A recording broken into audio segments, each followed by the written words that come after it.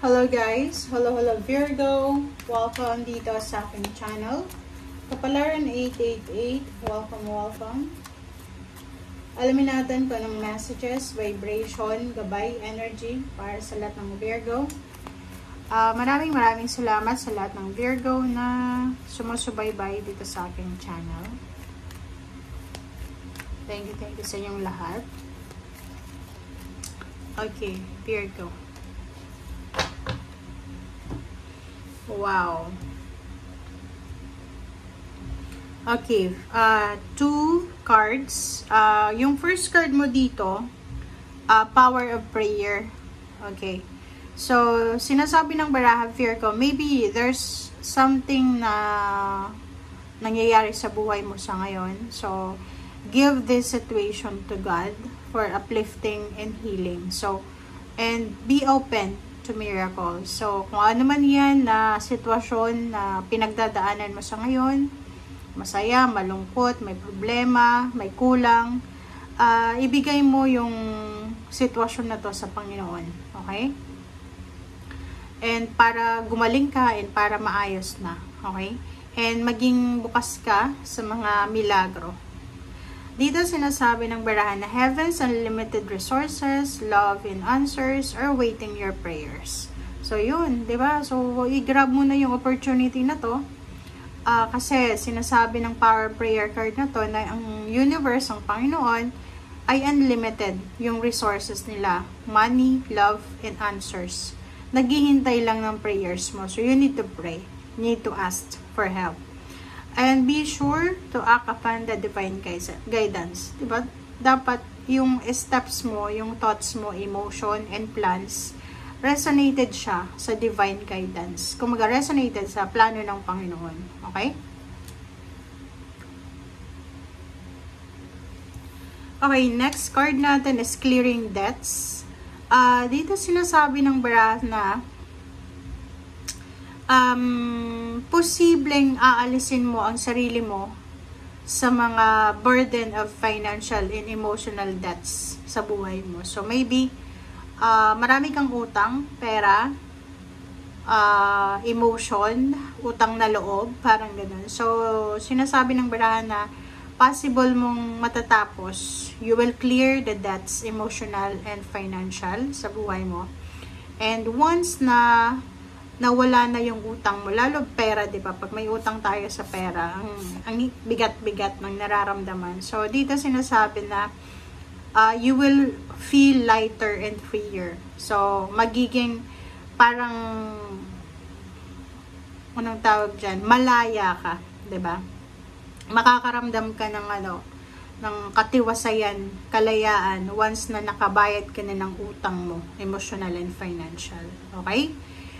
And dito sa barahang to, sinasabi na kailangan mong planuhin yung mga plano mo para sa future para diba, para hindi matulad sa nangyari sa past. Kung halimbawa marami kang utang just because hindi ka nakapag-ipon, so you need to learn from your past mistakes and past failures. Parang ganun. Okay, sorry.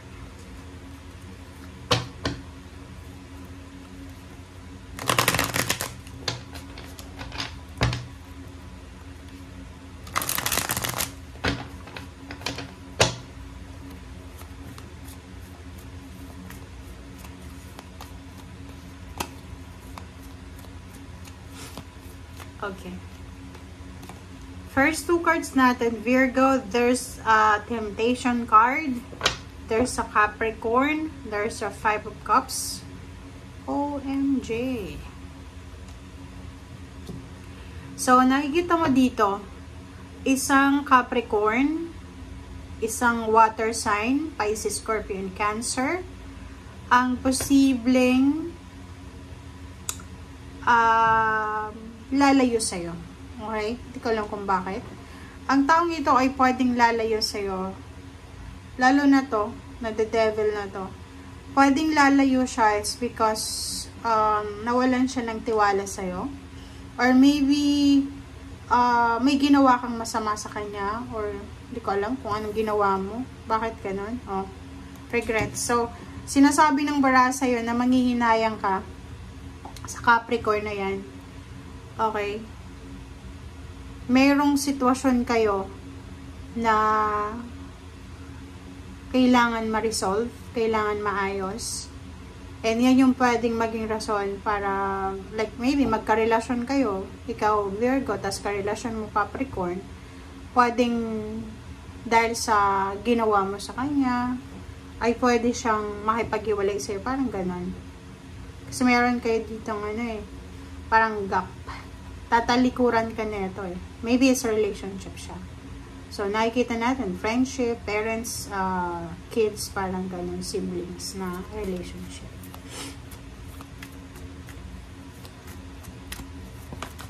Okay. Okay, next card natin is Four of Swords. Okay. Yung Four of Swords dito and the Eight of Swords, sinasabi ng bara sa'yo dito na yung mga pinagdadaanan mo sa ngayon, yun, yung situation mo na yan.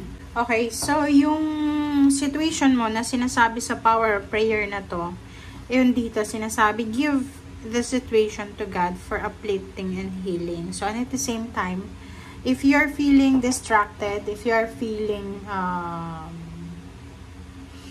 restricted and stagnant, kailangan mong hanapin yung sarili mo siguro na, or kailangan mong hanapin yung solusyon para makalabas ka sa situation na yan. Okay? So, this Four of Swords na yan, this Four of Swords, ay nagsasabi na you need to take a rest. You need to find peace. Parang ganun. Kasi, pwedeng nasasakal ka na sa relationship, or maybe nasasakal ka na sa contract mo. Maybe you are working with the company na masyadong nakakasakal yung mga terms nila sa trabaho. Parang ganun. So, you need to find peace. You need to find a sanctuary. Diba? Okay. So, dito sinasabi ng baraha, nakaka-excite to Isang exciting na balita. Exciting na balita. This is the good news na posibleng matanggap mo. So, mayroon ka ditong Page of Swords. I'm sorry. Knight of Swords.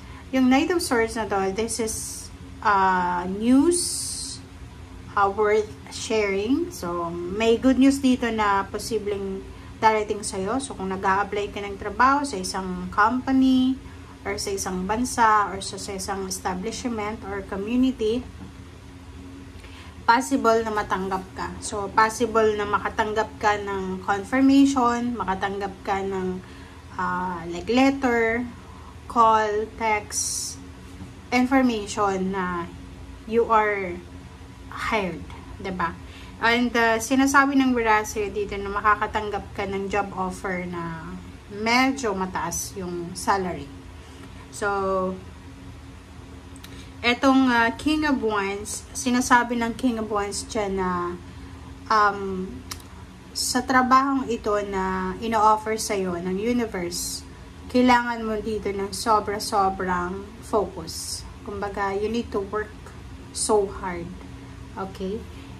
But, ang assurance naman dyan, kahit you need to work so hard, you will earn so much money. Kasi meron ditong Queen of Pentacles na sinasabi sa'yo na you will have the positive result of your hard work. You will have the outcome. Siyempre, hindi masasayang yung pagod mo, yung puyat mo. Rewarding naman. So, sinasabi ng Barako, ano itong darating sa'yo ngayon? Just grab the opportunity kasi maybe this is a stepping stone, or maybe this is the right moment, naka-destiny, magic, yun nga, magic na pwedeng dumating sa'yo. Okay. So, dito sa last 3 cards mo, ang sinasabi ng baraha na mag-iingat ka lang, mag-iingat ka kasi marami sa paligid mo ang, kumbaga, yung ibang Virgo na sobrang hardworking, sinasabi ng Baraha sa inyo na mag-iingat kayo kasi may mga tao dyan sa paligid nyo in the near future, hindi ito sa ngayon in the near future, mag-iingat ka kasi may someone dito na nakatingin sa'yo, nakatingin sa victory and success mo. Kumbaga, binabantayan niya kung ano yung mga gagawin mo, or binabantayan niya kung ano yung victory and success na i-bring home mo. So, mag-iingat ka. Okay? But, wala naman niyang magagawa kasi it's your life Kahit bantayan niya, diba? Kahit mag-stalk pa siya sa social media mo, kahit na i-friend mo ba siya, as long as na wala siyang magagawa sa trabaho mo, sa bank account mo, wala namang magagawa yan. Diba? So, yun guys, yun yung sinasabi ng Baraha. Virgo, maraming salamat and see you again. Bye!